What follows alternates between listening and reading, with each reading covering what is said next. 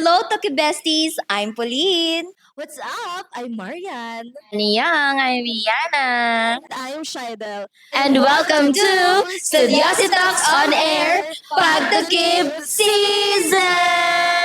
A special season where we uncover the thesis journeys across the various borders of the College of Communication. It's about the impact that communication research makes, and we are here to discover how. This program is brought to you by Studositas Honor Society, an academic organization of the College of Communication. You can catch us on West TV, Channel 28 via Cablestar, and on our official Facebook page and YouTube channel, Wibsu Studiositas Honor Society. And now we are down to our last episode! Yes, Feel na, of course, kaya syempre, mandamo ang ato nga ginagyan, no? Bago kita nakalabot sa sininga point na.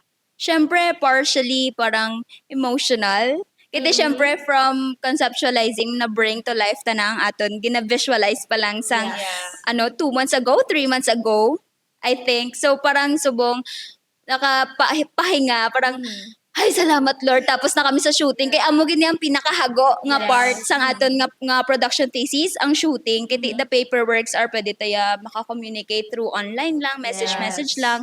Here, makita ay kita, makatuto sa isa ka place, we shoot, and then balik na naman, ubra na naman sa props and everything. So, subong pagtapos ng production ta, parang sa shooting, parang thank you Lord, tapos na kami sa amon sa mahago nga area sang amon nga production thesis. Lain ang level of satisfaction kung tapos na ang Yes. shooting. Manog tapos gali. Yeah. Manog tapos na.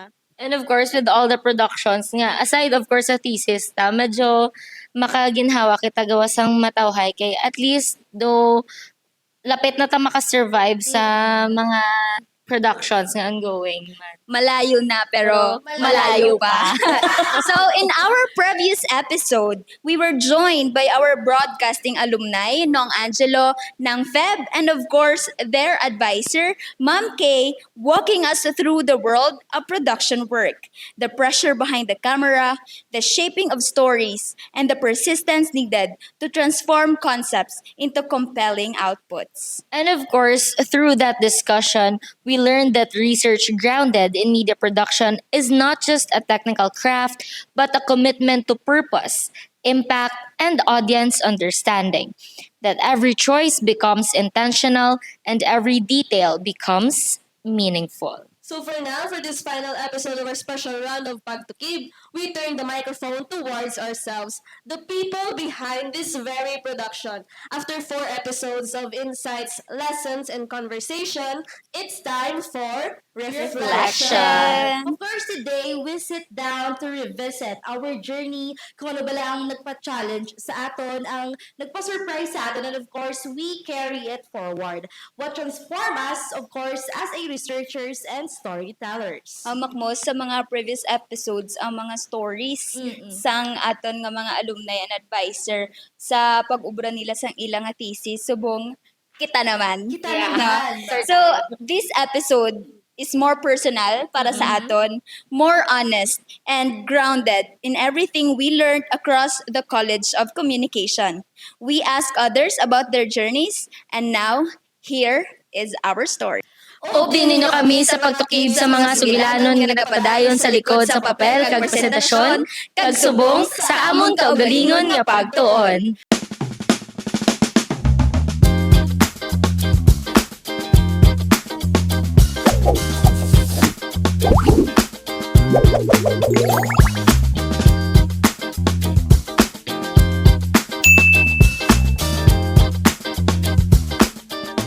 So let's begin from the very beginning. Of course, the first moment nga production ang ginassign sa ato, kag push nato na when Pagtukib was still just a word on a proposal, what did we think sa mga project nga mag-outcome niya? Basta ako gin kulbaan gid ko ya. Inadlokan gid ko ya kaya mo nila i-relate ko siya sa sa negative notion bala nga ginakuan sang thesis and sang research mismo nga intimidating siya, kulbaan siya. So how did our expectation match our reality, no? Nag-match ang iban wala man. So kay naglain-lain mo, hindi tanan nga kung anong ginaplanta, amo na ang masunod sa execution na. Kaya may mga may mga gina-consider man kita nga mga bagay-bagay kag hindi ang expectations tagid very far from reality kung Yeah. baga sinang Feb pakagapon lain ang real world lain ang Fairytopia. fairytopia so as in lain gid ang expectation lain ang realidad. So ikaw, Mar, anong mga expectations? But all in all, of course, wala manatuman na natin yung mga expectation. Kasi syempre, ang expectation tari, di mo Oo. Yeah. di ho. Pero ang salig lang sa aton nga mga kaupo diri subong sa Prodta and all in all, thankful man ko ka syempre naagyan tani kag eventually doon na lang puwasan taman siya somehow. Kag ang notion bala nga when you do thesis parang mag-irinaway ka mo, mag-alaga ka mo. So dito ang fear. Question na. Yeah, ang fear siguro nga hala, basi What if hindi kami mag-match? Basi hindi Oo. mag-match ang mga ideas. Pero so Basi far, ka naman. yes. So far, ari na to sa episode 5 na Yes. Yeah. Pa-success na siya, guys. Oo. So, feel ko, ang ibang expectations wala gid man nag-match, no? So, i-istoryahan ta na siya. What was our very first impression sang na-conceive ang thesis concept nga ni, sang ginintroduce siya? Ano na-feel ta, guys? Were we excited? Were we worried? Or overwhelmed? Or I think all of the above? As for me, of course, yung pag-pitch pa lang natin, nga, of course, guys, ma-production kita, Oo. no? Considering nga damo kita sa ang salig natin sa isa kay isa nga kaya, ito kita mo man ta. Pero dala nga naglabot, gid sa point nga na-overwhelm man ako kay sa go through pa lang kita sa pre-prod, damo na kita gun consider. Of course, ang aton nga budget, ang aton nga Yes. place, Yeah. guest nato, and of course, ang pag-conceptualize kung ano pala ang aton nga topic or subject for our pagtukib. So, overwhelming siya kay all over the place man Yes. naton auto kay Yeah. kita gina-consider. Yeah. Yeah. Right? How about you? Ako ging kulba. Ang nagani ging kulbaan gid ko ya kay Oo. aside sa fact nga man nagani papudlay gid man niya tuod ang production process. Ang sulo ko ya aran ako ya sa ano, aran ako sa punta ya, aran ako sa papers nga processing. Yes, As a yes. typing niya sang ano sang aton gid yung mismo nga thesis. So I was like, kaya ba lang ni namon? I mean, hindi nga wala ko salig sa aton isa kag isa, pero ang thought ba lang madamo basi damo challenges nga basi mag-ilinawa and everything kay my god kakapoy Yes. kakapoy siya pero subong satisfied ako. Yes. For me, parang ang tanan nga emotion siguro sang lawas ko ginpagwaya gid. As in, kay ang Ginpugaan, gid si Pao. Ginpugaan, di ko sa tanan-tanan ko nga emotion ang kung mahibi-hibi lang da, kung mga sadya ka pa nga sadya lang da, kung na-overwhelm lang Kung da. nagutom ka, Kung nagutom ka, gutom ka da, Kung kung natuyo na-stress, ka. kung na-stress ka, pa-stress ka lang da, kung natuyo ka, tulog ka eh. Syempre. Yeah. So, parang all of the above, tanan-tanan nga emotions ang nabatsyagan. Kaya third year pa lang, ara na in mind ang production thesis. Right, guys, gusto ko mag-prod. Gusto ko Yeah. ginaya. Kaya syempre, parang ma-agree man ta siguro nga palangga tagidya ang production bisan do gingasala-sala na ta sa prod na mismo pero parang gabalik tagyapon nga parang nanamian gid ko sa production kay hindi tani parang second choice ta lang ni siya sa ano ginpilian ta mo ang first choice ta is parang ara lang ta sa quali parang amo na so wala ko nag-expect nga masunod ang production thesis kasi siguro parang lang siya ginabutang ta siya at the back of our mind pero ginabalikan ta siya gyapon nga production thesis ta bala hindi ta mga boses sa paperwork utak nga daw may ka-push gid parang may naga-push gid sa aton nga mga production thesis so parang pagpili na sang prod thesis nga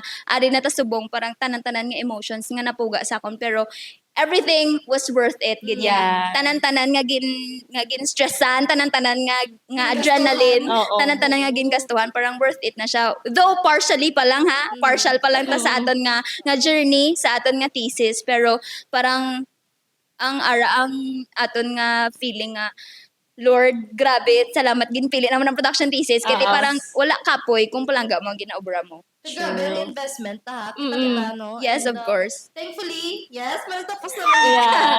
Yeah, one thing we all agree on. We entered this project thinking it would be straightforward, no? Ma-interview lang ta guest, ma-record lang ta episodes, ma-edit, all done. Tapos Yes. maubra na to sa paperwork ta para lang sa final defense ta. No, lupit na lang aton final defense. Ano na So, ta?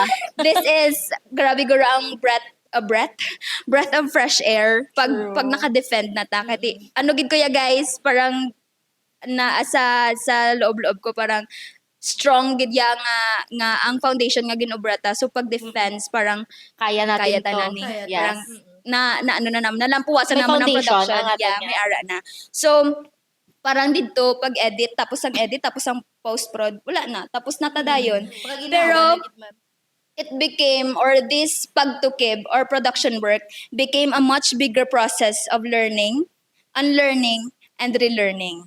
Of course, the thesis timeline itself pushes us to grow man individually. Kagang project kay ni nagpakita gid siya nga kung ano bala ang research kay nga hindi lang siya about gathering data, but also gathering our courage, consistency, and of course clarity sa ating nga goal. So over the past few episodes, namati kita sa different divisions from DevCom, journalism, and broadcasting. Each approach showed us a different way of doing our research. And kinamati kita sa kada episode, we will reflect on that, no?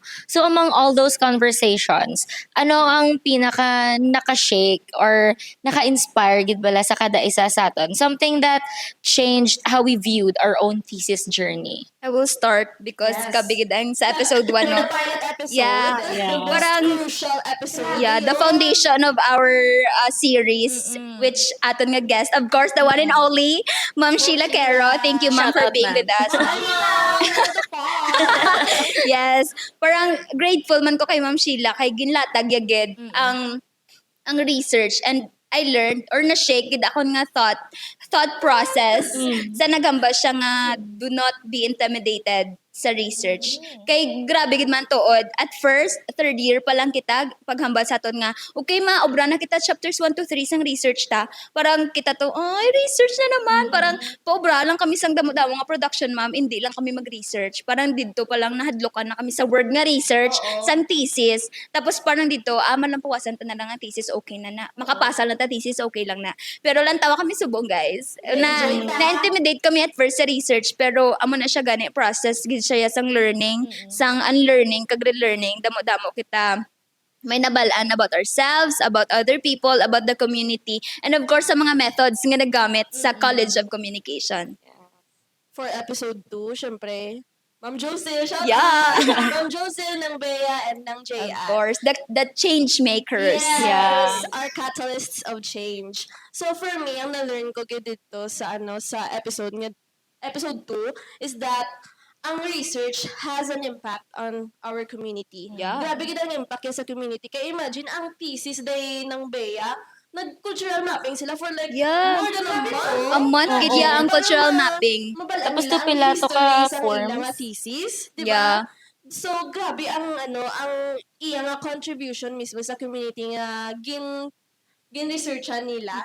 Kaya damo pa sila may na-discover sa town, damo sila may na-discover sa people behind the Mickey Linigis, kag damo sila may na-discover man about themselves. Kag ang hambagan ni Ma'am Josel is that you don't limit yourselves gidya. Amo gitong Yes, nagtatakgit sa akon yeah. nga ang imo nga creativity and imagination is limitless. Di lang sa borders ng College of Communication, pero ang learnings nga nakuha mo sa research mo or while doing your thesis, madala mo gid siya sa real world. Outside sa fairy Yeah, Fairytopia. So sa third episode 3 naman with Nong Philip, no, as someone who loves comics, na-amaze gid ko kung paano bala nila ginagamit ang comics to educate and inspire. And syempre ginagamit nila sa thesis bala nila nga maka-educate sa people sa district nga to. Especially medyo heavy ang topic, no, it's about chat-cha nga daan. So grabe kung paano nila gin-use ang ilang nga voice and ilang artistry to educate these people. And of course, ang magaling nung Philip, storytelling is just not about telling the truth, but telling the truth with clarity and to make people understand more, and of course with the intention. Yeah, of course. I simplify ta ang mga story nga ginatel ta with other people kay patihan ta man or hindi, may mga tao or may ara gitaya sa community nga hindi dayon maka-absorb Yes. sang mga stories nga ginahatag or information nga ginahatag sila. So it's very crucial for us storytellers nga magtell sang stories nga mabalaan kag maintindihan sang aton nga target audience. And of course, for our fourth episode, it's all about production. Yeah.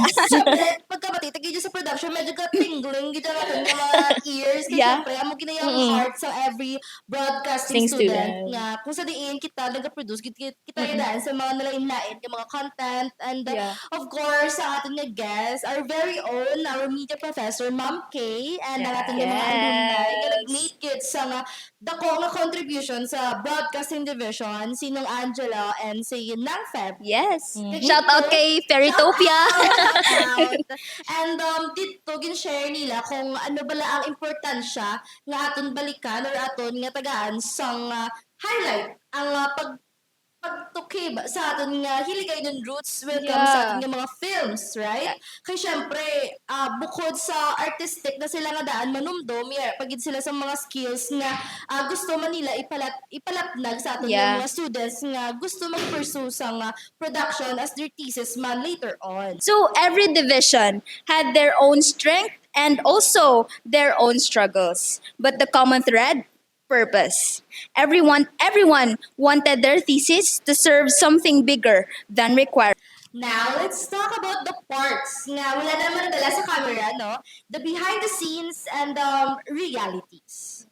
Ano ba ang nakita na to? Ano ba ang na-surprise sa aton? Ang mga behind the scenes nga mga work naton, ang scheduling, syempre first-hand experience, scheduling sang aton mga guests, pag-match sang ilang mga schedules, we can tell man, kasi everyone is busy with their own life. Bisan kita, hindi lang thesis ang ginafokusan ta, may lain-lain kita nga bagay, may academic life, may work, may personal life. So parang irespetuhon taman ang time sang aton nga mga guests. It's very important gid nga i-respect ta ilang nga time. Paano kita magpa-schedule sa ila kung hindi sila available parang adjust kita mismo ang ma-adjust kita ang mahatag sang way para lang maano ta kay kita ang may gusto nga imbitaron sila so dapat kita ang mapasensya ma-adjust gid. Compromise. And of course ang pag-ubra sa aton nga set design and props, the 2 a.m. the 2 a.m. making of props and ang set design. Basta 2 a.m. Pero kudos no sa aton nga sa team ta. Anom lang ta puro pata babayi pero may nag-construction worker, May may nagkargador. nag-finance manager, may nagkargador. Kung pwede lang gani maging tricycle driver. Tanan-tanan na lang gid ya. So grabe ang efforts ang kada isa para lang ma-make or ma-bring to life ang amon nga production. So give ourselves a round of applause, especially the people behind the camera. So, sharing all those behind the scenes nga realities ma-share naman kita siguro one moment behind the scenes nga nag-challenge kid sa aton. The kind nga nagpa-pause sa aton and say, paano na ni? Paano pa ni? Kaya pa ba? Kung paano ibalik ding plywood. Okay. Actually, di ba kabutlay sa to during that time kay episode 1 and then little to no preparations kita. Yes. Pagid tadi. Tapos, ang schedule pa is afternoon and then i-consider mo pa nga dapat during that day may klase pa ta. Yeah. Imagine. Oo. Tapos, nag-shopping kami sa plywood.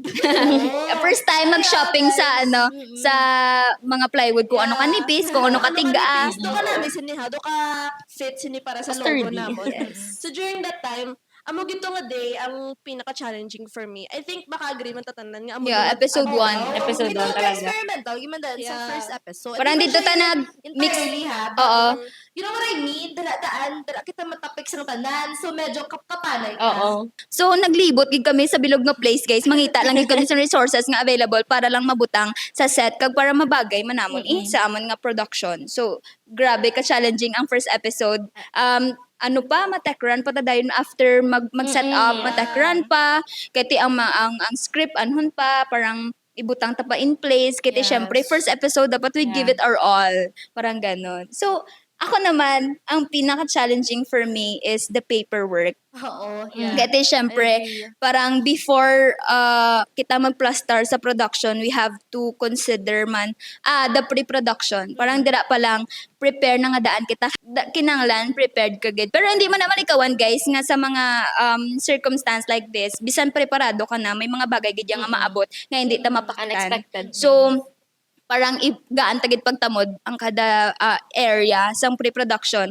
And me, ang pinaka-challenging sa pre-production is writing. Kaya writer's block, everything, parang damo-damo tadaan ginaubraman, hindi lang about sa thesis ta. So, gasigi-sige nga writing, parang maano ta na nga ano ayan ang difference lainon ta naman di ang creativity sang amo ni nga prod lainon ta di ang creativity sa isa nga prod lainon ta nga ang creativity amo na ang pinaka challenging for me the pre-production stage. How Yan. about you, Yan? Ako siguro, doon talaga ako napascared. Napascared. Sa first episode man. Kaya di ba gani, like nagsugat pa kay Ma'am Shi and then very late na. So hamba ko, kaya pa ba itong i-push? Pero thankfully, thank you Lord, we really survived that first episode. Siyempre, hindi naman pagkalimtan nga, itap na natin shoulder. Yeah, again, tap your shoulder. Don't be too hard on ourselves. Kasi Yeah. syempre, tao man kita, gakakapoy. And it's okay. It's okay Yeah, naman it's na. valid. And of course, in every challenge, there was also a breakthrough moment where someone stepped out, helped out, or made the load lighter. And that's something worth highlighting, no? Because research is rarely an individual journey. It's a collective effort. Even if one name appears on the thesis cover, a whole community stands behind it. After all the interviews, preparations, data, and production work, of course, ano bala, what did thesis teach us about research itself? So, research taught us that research is not linear. It's messy, it's evolving. It transforms you while you're trying to transform it. And it taught us patience with the process, with ourselves, and with the people we work with. And we also learned that research has strengths and limitations. It can guide, but it cannot predict. It can reveal, but not fully control. It can inform, but it doesn't always end where we thought it would. Most of all, research is human. It requires empathy, responsibility, and humility. Now for the final and maybe most emotional part sa ating episode, of course, if you could talk about your past self, no, sa ating nga beginning pa lang sa ating nga thesis, ano ba lang ihambal mo sa past self mo? Let's start with Yana. It's gonna be tough. It's gonna be busy. Like, very kapoy siya. Especially, you have also a lot of extracurricular things also going on aside from thesis, no? But you're gonna make it. You're gonna push through. And kinaya mo, be? Kakayanin mo pa. Ganon. Yes. How Ikaw, about you, Be? Shai? For me, siguro, don't be scared. Amo gina ang thought ko da. Kay, amo na ganihalin ko gina, ginabay ko sa inyo. And that from third year pa lang, ginahadlokan ako, mabatian ko lang research. Feeling ko nga, ginamon ako na. Tapos subong, I was like, ay okay, na-survive man gali namon. Especially kay, kamuga pa na ako upod, no? Mayaman kay wala kita nagbululagay. Kaya feeling ko kung nagbululagay kita, amo na yun din ako, hadlok ka. Mababaliw siguro talaga tayo, be. Pero siya, at the end of the day, mabulagay, tagyapon, kay lain-lain, taginaistaran. Kaya, amo gina ang hindi kagin mahadlokan kay for me during sa episode naman ni Maria ng episode 2, ginadlokan mo ko to mag-host kaya I was like, hala, ginatag sa amon yung responsibility yung mag-host. Anong nakita niyo nga ma-host kami? Like, first time nga mag-host. So, parang kulbaan tagidman nga, paano ko nidalo ng istorya? Kaya first time ko maging host. Pero you know what, sa mga kalampuwas kami to ni Marian, I was like, ay, kaya ko tanan. Yeah. Yeah. Na-conquer validation siya, na-conquer na ang validation. fear. Oo, gali tanan. Tapos sa next naman nga, ano, nga production na, I was like, ay, hindi ko to script, guys, ah. Yeah. Oo, kay parang Confidence na, no? Yeah. Ako na ganyan, bali Ma'am Sheila, bisan ang side, ang front, ang likod, bisan patulugon, pabalis ka dun ka man, kung balaan mo, kung anong istorya mo, kung anong ang purpose mo, kung anong story mo, bisan guro patamblingon kada sige istorya mo, mabalaan mo. Yeah. So, amo to hambal ni Ma'am Kay nga patakilidon, dapat balaan mo ang tanan nga anggulo sa Up, istorya, down. takilid, atubang, likod, side view, left and right, padalom, bisan Mababaw. magpiyong ka pa, bisan magkanto ka pa to sa Amerika, tapos dire niya production, bisan ano pa obrahon mo, kung balaan mo ang anggulo sang istorya. Kag you know your purpose. Yeah, Ano, know gina. your purpose, get. Tamar. Message Ako to naman self. niya, siguro, salig lang. Mm-mm. Of course, salig lang within myself man. Kaya syempre, amo man na just like you nga, medyo nagkorda man ako welcome sa hosting. Kay I mean, bago man sa akon, of course, bago sa aton. And ang salig ko man sa mga tao sa palibot ko, of course, sa ating nga director, FD, sa ating nga staff, cameraman, sa ating scriptwriter, and all, dapat gid mag-put ka gid sa imong nga trust kay syempre hindi lang siya ya investment sa self mo, investment taman ni tanan kag well, thankfully nami ang aton nga nami ang kinalabasan sa aton nga thesis. Ikaw, Pao. Me? Aww. Wala ko ya ihatag nga assurance kaugalingon kay wala ko ya growth ya. Ay, so, wala gid ya. Hindi ka wala ka nagtaas. Ay, grabe. Pero mo na assurance lang siguro nga you can make it. Kapit lang kaibigan. From Bini. Ginamba na Bini. Bini. Pero mo na kapit lang gina-assure talang ka nga you can make it. Just believe, keep pushing, keep growing, keep learning, keep thriving. Tanan-tanan lang nga may NG sa punta. Yeah, tanan keep it alive.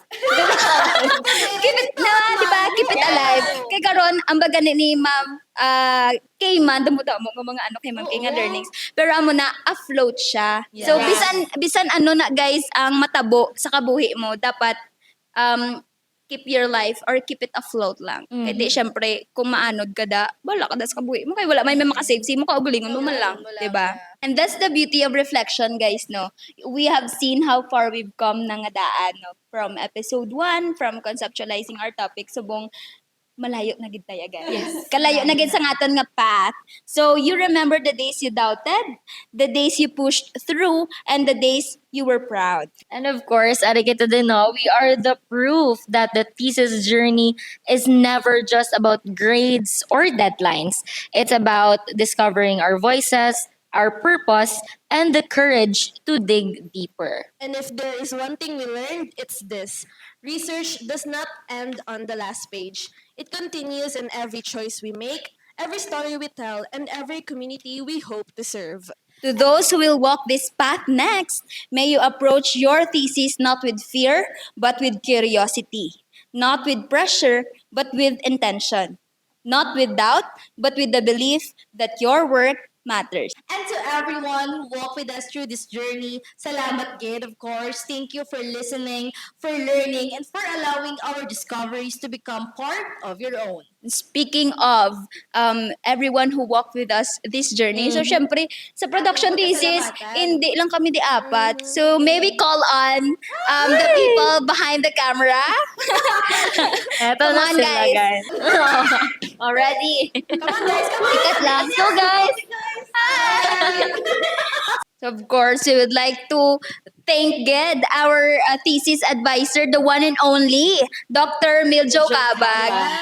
Tats, thank you so much Yes, sa mga shout out advice. sa'yo. Especially sa technical work. Grabe, present kid siya nga ginano yagid gin-evaluate yagid Yeah. guys amon nga technical aspects ang amon nga Sa production. design. So without him, parang ang lighting namon, ang prod design namon, ang everything technical diri sa amon nga production siya gid na. So remember, this is a video production.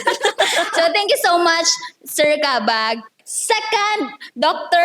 Sheila May Caro, the mom. Thank you, Ma'am Aside sa siya ang aton nga Studiositas advisor, she is also our course facilitator, and of course siya gid ang aton nga guidance counselor. Ang guiding star namon.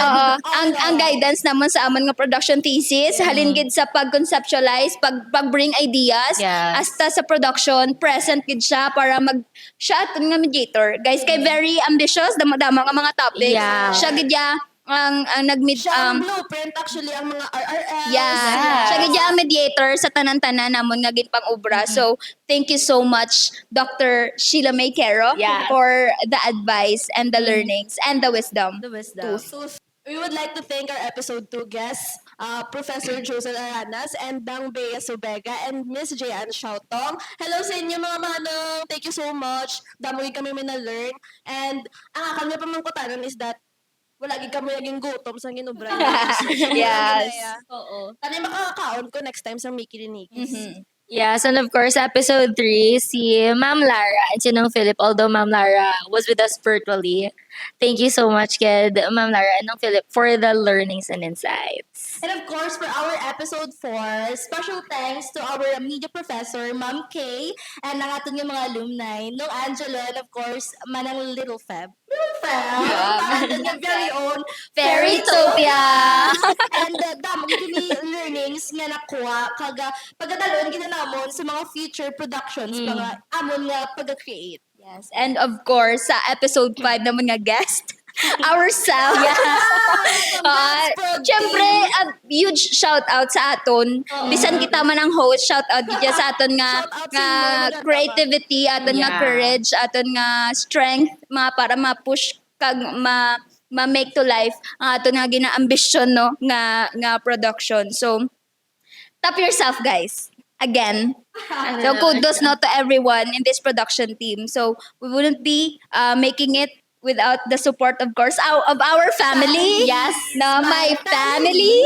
Family is I don't feel any pressure. Shout out to Aguilar family. Thank you so much. shout out to Eucharisa and Artelis family. No? Shout out to Delphine and Tanhente family, no? Of course, shout out to Gumalo family. Hey. Shout out to Claridad and Harangue Harangue family. family. No, thank you so much, guys, for the guidance, for the financial support, financial gidya kati. Sponsors. Yeah, sa amon mga sponsors. Sa akon nga sugar mom. Yeah. My mom. And of course, thank you also to Hidden Leaf Yes. Residences Residences. Thank for you so much. accommodating us here sa sa tanan-tanan Visit namon us naman. on Ay, hindi. Pero yeah. And of course, syempre, napagkalimtan, magpasalamat kay Lord, no, for providing us with the strength, emotional, Wisdom. yes, ang guidance. Sige, spiritual, throughout this journey to of survive. ours. After pila ka episode, nakapuli kami safe and sound. Mm-mm. Yes. Napaka-importante. Because God always provides. So this may be our last episode, but you can still catch us on West TV via Cable Star, on Channel 28, and on our Facebook page and YouTube channel, Wibsu Studiositas Honor Society. The journey does not stop here. May your next chapter be braver. May your questions be deeper. Padayon kita sa pagpangita sang kamatuoran. Pagpang-usisa sang istorya, pagpadayon sang sugilanon nga hindi matapos sa papel lang, kag pagtukib sang inyong kaugalingon nga sugilanon. Every research leads through unseen paths. And here, we finally uncovered where those journeys begin. And for the last time, you've been with us on Studiosi Talks On Air, Pagtukib Season!